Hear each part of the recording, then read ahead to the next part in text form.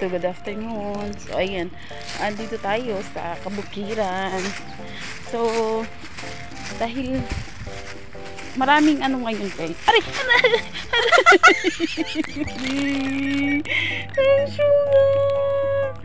Video ba mo? Nabangga ko yung bato sa kasi nakatingin sa dinadaanan. Guys, dito tayo papunta sa puno ng kamyas. O diba, ang daming bunga ng kamyas namin dito. Hindi pala to sa amin. Sa kanila to.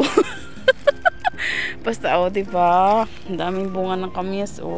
Second batch niya na to ng bunga. So season ngayon ng kamyas guys. Napakaraming kamyas. Punong-puno siya ng bunga Kasi dati na bunga na to. Tapos tinumba yung puno ng mangga ito. Yan, pinutulian kasi nagtatay dito ng bahay sila Ate Pet. So, pinutulian. So, medyo na siya, nahawi yung mga dahon niya. So, kaya namunga siya ulit. Super dami. Buhong sanga niya. Ang sa kabila. So, nakakatuwa diba ang dami.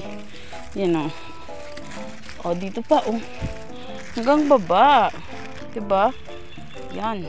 Dami bunga. So, harvest tayo ngayon guys. Kasi, papadala ko dun kay mami. Kasi nga, apakarami ng bunga na sasayang na lang. Yan na. So, mag-harvest na tayo. Dapat mag-taste test tayo dito sa sa kamyas. Piliin na natin yung malaki. Anong lasa ng kamyas guys? Ito na. Hindi ko pa kinakagat. Nangihilo na ako.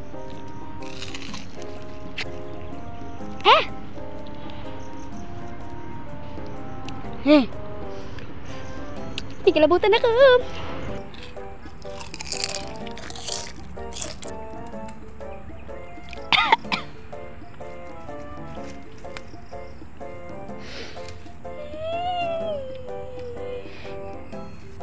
Grabe asim.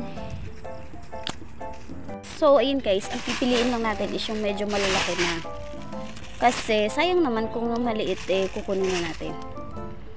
So, yan. Diba?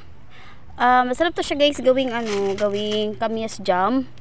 Kung sa maraming mga kamyas dyan, marami kayong pwedeng gawin dito. Pwede nyo rin siyang ibilad para ma-preserve yung inyong mga kamyas. So, ang pipiliin ko lang dito guys is yung malalaki. Sana all pinipili. So, yun lang guys. At mag-harvest na ako dito para matapos ako ng madali. Ang daming langgam.